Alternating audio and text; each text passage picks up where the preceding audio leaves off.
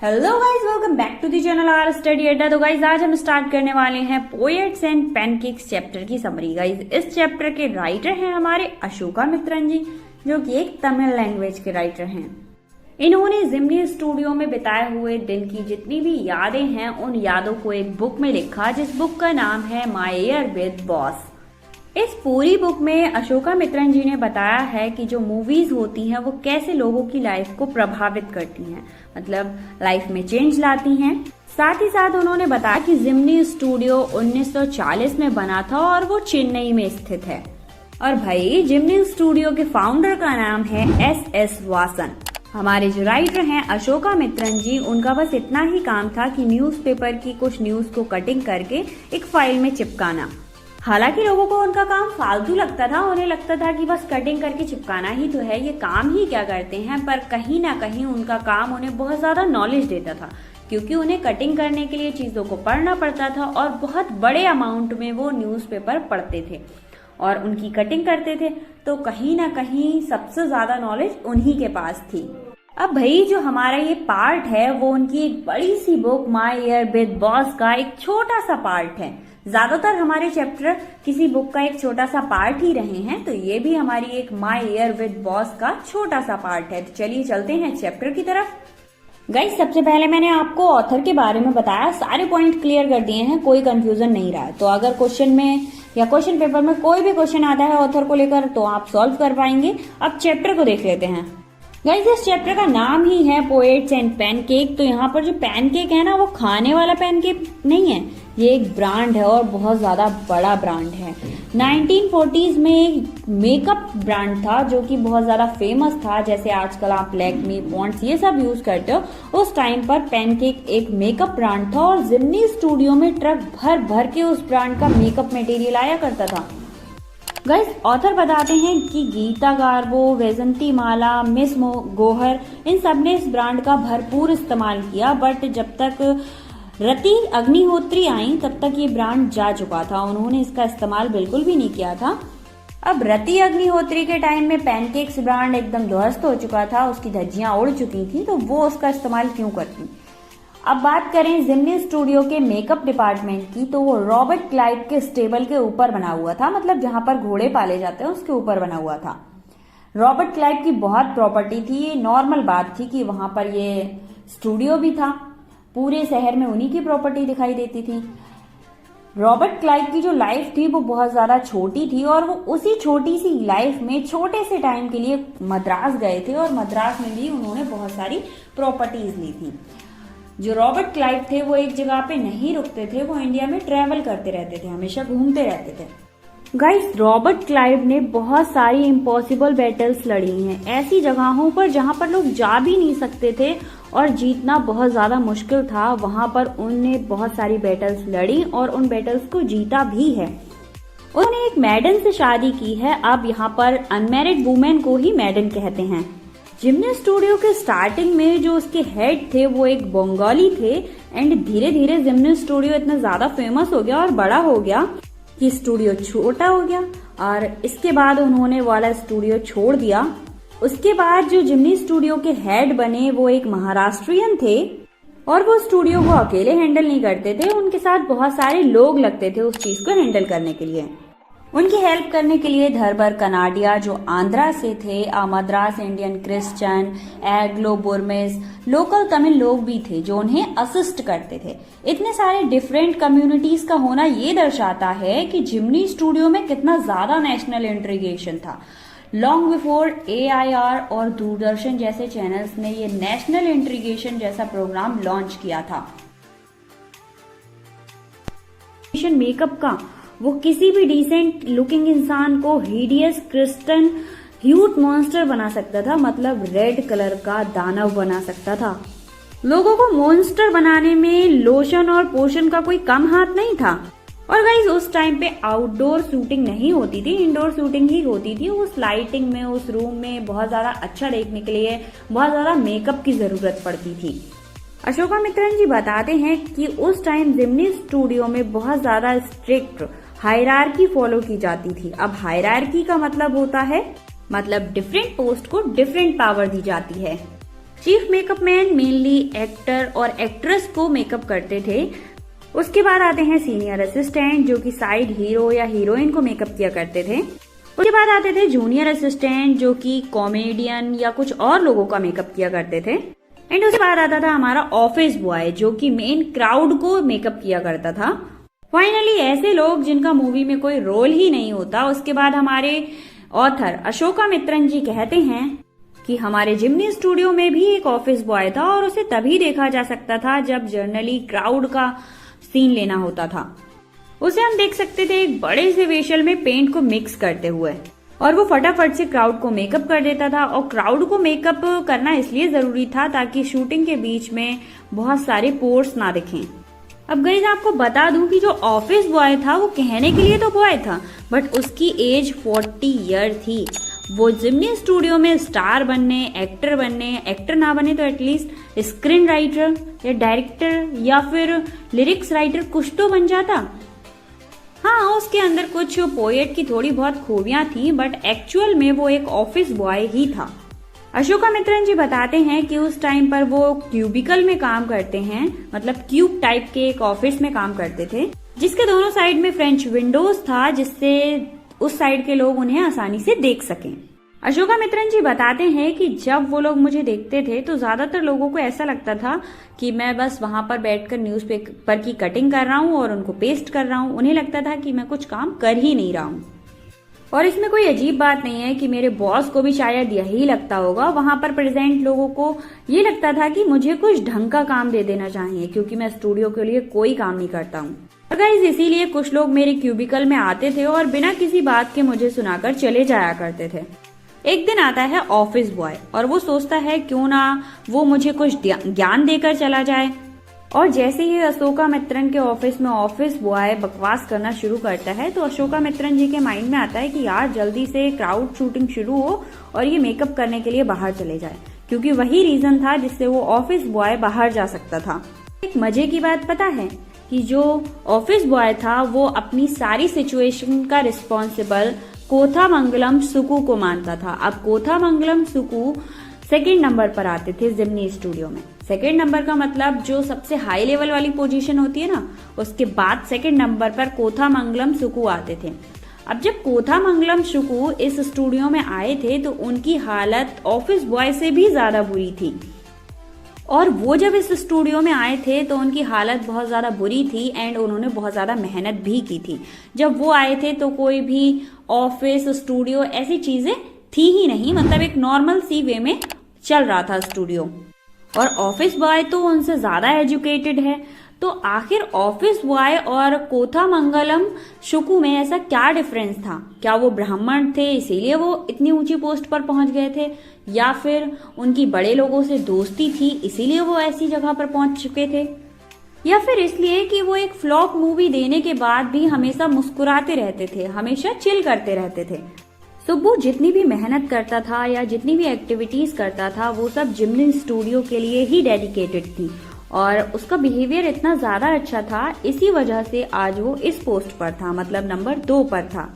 इन सब चीजों से ये पता चलता है कि जो सुब्बू है ना वो स्पेशली बना हुआ है फिल्म इंडस्ट्री के लिए। उसका जो बिहेवियर है ना वो फिल्म इंडस्ट्री के लिए बिल्कुल परफेक्ट है, वो इसी चीज के लिए बना है। ऑथर बताते हैं कि जो सुब्बू थे ना वो खुद से अगर कोई काम करते थे तो बहुत ज्यादा एक्टिव नहीं रहते थे, बट अगर कोई उन्हें कमांड करता तो वो इतने ज्यादा एक्टिव हो जाते थे उस काम को लेकर कि डिफरेंट आइडियाज और सॉल्यूशन देना स्टार्ट कर देते थे। ऑथर सुब्बू से कहते हैं कि मेरे पास एक सीन है बट मुझे ये नहीं पता कि इसको इम्प्लीमेंट कैसे करूं। उस सीन में एक रैट है और एक शेरनी है। रैट शेरनी से लड़ती है अंडर वाटर, मतलब वाटर के अंदर, और रैट शेरनी को मार देती है। और जब वो रैट शेरनी को मारकर बाहर आता है वाटर से तब वो देखता है शेरनी के बच्चों को, और उन शेरनी के बच्चों को देखकर उसे बहुत ज्यादा दया आ जाती है, तो वो उन शेरनी के बच्चों की केयर करने लगता है। फिर जो प्रोड्यूसर हैं वो कहते हैं कि मुझे पता है कि मुझे ये सीन दिखाना है, बट ये नहीं पता कि इस सीन को भाई दिखाना कैसे है। अब ये बात सुनते ही आपको पता है सुब्बू ने कितने तरीके बताए? 4 तरीके बताए। और 4 तरीके सुनने के बाद जो प्रोड्यूसर था वो कहता है ठीक है बट अभी भी मैं सेटिस्फाई नहीं हूँ। ये बात सुनने के बाद सुब्बू ने 14 और तरीके बताए उस नाटक को दिखाने के। अशोका मित्रन जी बताते हैं कि जिमनी स्टूडियो का गोल्डन पीरियड वही था जब सुब्बू उसको देखता था, उसके लिए काम करता था। साथ ही साथ सुब्बू एक पोएट थे जो बहुत ज्यादा डिफरेंट और कॉम्प्लेक्स पोएम लिख सकते थे, बट उन्होंने नॉर्मल पोएम ही लिखी ताकि लोगों की समझ में आए। गाइस, सुब्बू फिल्म इंडस्ट्री में इतने ज्यादा छाए हुए थे कि उनकी पोइट्री के बारे में कोई बात ही नहीं करता था, उसको तो एक छोटा सा पार्ट मानते थे। वो इतने ज्यादा फेमस थे। और आपको पता है कि सुब्बू ने एक नोवेल भी लिखी थी जिसमें बहुत सारे कॉम्प्लेक्स कैरेक्टर थे, बट उन्होंने उन कॉम्प्लेक्स कैरेक्टर को बहुत सिंपल वे में समझाया था, जिसके कारण उस नोवेल को पढ़ना और समझना काफी आसान हो गया था। ऑथर ये भी बताते हैं कि सुब्बू एक बहुत अच्छे एक्ट्रेस भी थे, बट कभी भी वो मेन रोल नहीं लिया करते थे, हमेशा साइड रोल ही प्ले करते थे। और सुब्बू के साइड रोल को देखकर ऐसा लगता था कि जो मेन एक्ट्रेस हैं वो बेकार हैं, सुब्बू ही बेस्ट है। साथ ही सुब्बू बहुत ज्यादा चैरिटेबल था, बहुत सारे लोगों को फीड भी करते थे और बहुत से लोगों को घर में रखते भी थे। मतलब जो भी उनके घर पे आता था उसकी हेल्प करने की कोशिश करते थे और वो अपने फ्यूचर के बारे में बहुत ज्यादा नहीं सोचते थे। प्रेजेंट में जितना भी पैसा था या जितने भी एसेट थे उनकी मदद से वो लोगों की हेल्प करने की कोशिश करते रहते थे। इस पर ऑथर कहते हैं कि इतने अच्छे इंसान के भी बहुत सारे दुश्मन हो सकते हैं और इन दुश्मनों में से एक था वो ऑफिस बॉय, जो उनके बारे में बहुत ज्यादा गलत सलत बोलता रहता था और हमेशा उनसे दुश्मनी निभाता था। आखिर सुब्बू के इतने ज्यादा दुश्मन क्यों थे? क्या वो अच्छा था इसलिए, या फिर वो जिमनी स्टूडियो के बॉस का खास था इसलिए, या फिर वो सबकी बातें मान लेता था इसलिए? फर्स्ट दुश्मन उसका है ऑफिस बॉय। अब सुब्बू का मेन काम था स्टोरी डिपार्टमेंट में, बट वो बॉस का बहुत ज्यादा खास था, तो ये नॉर्मल बात है कि वो हमेशा बॉस के साथ रहता था। बट जो स्टोरी डिपार्टमेंट है उसमें सुब्बू के साथ साथ एक लॉयर था, राइटर था, पोएट्स थे, ये सारे लोग इंक्लूड थे। अब एक लॉयर का काम होता है लीगल एडवाइस देना, बट जिमनी स्टूडियो का लॉयर सारे काम उल्टे किया करता था। फॉर एग्जाम्पल, एक बार एक हीरोइन स्टेज पर परफॉर्मेंस कर रही थी कि तभी वो बहुत तेजी से चीखने लगती है। क्योंकि वो एक छोटे गांव से आई हुई थी और बहुत ज्यादा फेमस हो चुकी थी, तो वो इतने ज्यादा क्राउड को, इतने ज्यादा प्रेशर को बर्दाश्त नहीं कर पाई थी शायद, इसलिए वो चीखने लगी थी। इसी बीच लॉयर ने क्या किया, रिकॉर्डिंग ऑन कर दी और जैसे ही वो हीरोइन शांत हुई, एक्ट्रेस शांत हुई, आकर बैठी, तो लॉयर ने उस एक्ट्रेस से कहा क्या आप 1 मिनट निकालकर इस वीडियो को देख सकती हैं। उस एक्ट्रेस ने जब वो वीडियो देखा तो उसने देखा कि वो बहुत ज्यादा चीख रही है। इस चीज को देखकर वो कहीं ना कहीं बहुत ज्यादा शर्मिंदा हुई और शॉक में चली गई। वो ऐसी शॉक में गई कि दोबारा वो अपने एक्टिंग के कैरियर को बरकरार नहीं रख पाई और दोबारा वो एक्टिंग नहीं कर पाई। और गाइस, इसी पॉइंट पर उस एक्ट्रेस की लाइफ का फुल स्टॉप लग गया। और गाइस, आप देख सकते हैं कि एक लीगल एडवाइजर के चक्कर में एक बहुत ज्यादा टैलेंटेड एक्ट्रेस का जो लाइफ था, करियर था, वो फिनिश हो चुका था। वैसे तो स्टोरी डिपार्टमेंट के लोग खादी पहनते थे और एक गमछा जैसा डालते थे, बट जो लॉयर था यानी लीगल एडवाइजर था वो एक पैंट शर्ट टाई पहनता था और कभी कभी तो वो कोट पहनकर भी आ जाया करता था, क्योंकि उस लीगल एडवाइजर का काम स्टोरी डिपार्टमेंट में था और स्टोरी डिपार्टमेंट में जितने भी लोग थे वो अपने इमोशन या चीजों को लिखा करते थे, बट जो लीगल एडवाइजर था वो फैक्ट दिया करता था। उसका काम एकदम से अपोजिट था। एक लॉयर हमेशा लॉ को एक्सप्लेन करता है और ट्रुथ बोलता है, बट वहीं पर पोएट्स और राइटर्स इमेजिनेशन में जाकर पोयम और स्टोरीज को लिखते हैं। अब इस सब से आप समझ ही गए होंगे कि लॉयर और राइटर का काम बिल्कुल अलग था, फिर भी वो एक ही डिपार्टमेंट में रहते थे। तो ऑथर कहते हैं कि ऐसा लगता था कि स्टोरी डिपार्टमेंट में गांधीज और खादीज के बीच में एक नॉर्मल सा इंसान आकर खड़ा हो गया हो। आपको पता है एक बार उस लॉयर को भी फिल्म प्रोड्यूस करने का चांस मिला था, बट वो फिल्म एकदम फ्लॉप हो गई थी। और शायद पहली बार हिस्ट्री में हुआ होगा कि जब राइटर और पोएट्स अपने घर चले जाते हैं या फिर उनकी जॉब खोती है तो साथ ही साथ एक लॉयर की भी यानी लीगल एडवाइजर की भी जॉब चली जाती है। ऑथर बताते हैं कि जिमनी स्टूडियो और राइटर और पोएट्स की फेवरेट जगह रहती थी।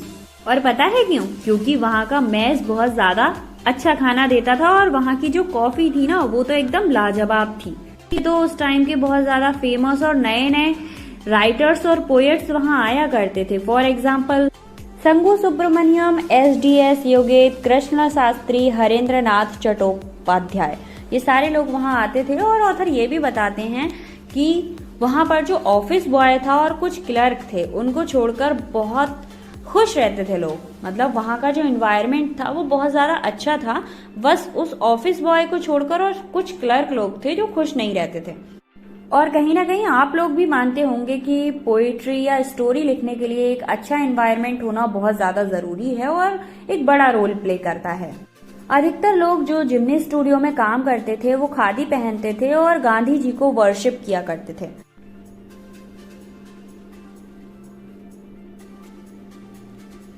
और वो लोग गांधी जी के नक्शे कदम पर ही चलते थे। जो स्टूडियो के लोग थे वो कम्युनिस्ट से हेट करते थे। उनका मानना ये था कि वो इनोसेंट लोगों के बीच में रहकर वायलेंस को फैलाते हैं।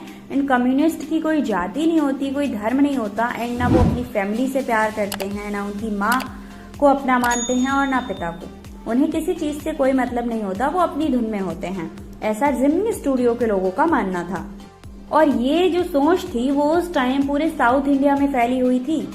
इसके बाद फ्रेंच बचपन के मॉरल गवर्नमेंट आर्मी थी ना, वो मद्रास में 1952 में आई थी, जिसमें 200 सोल्जर्स थे जो कि काफी स्ट्रांग थे।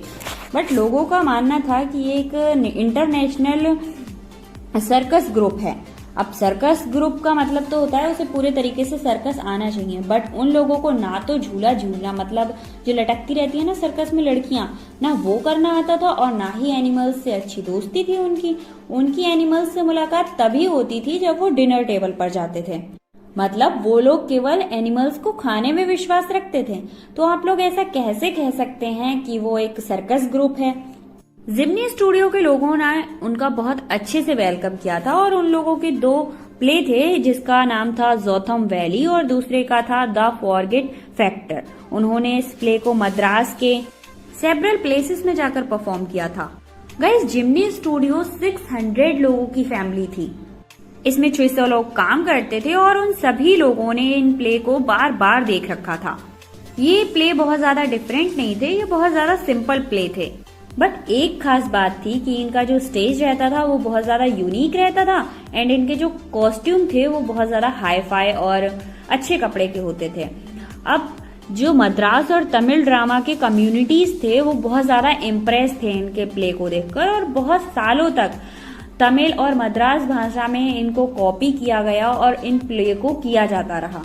एंड गाइस, काफी टाइम बाद हमारे पोएट को पता चलता है, मतलब ऑथर को पता चलता है कि जो MRA यानी मॉरल रिआर्मेंट आर्मी के लोग हैं वो एक काउंटर मूवमेंट चला रहे हैं जो कि अगेंस्ट द इंटरनेशनल कम्युनिज्म, मतलब कम्युनिज्म के खिलाफ।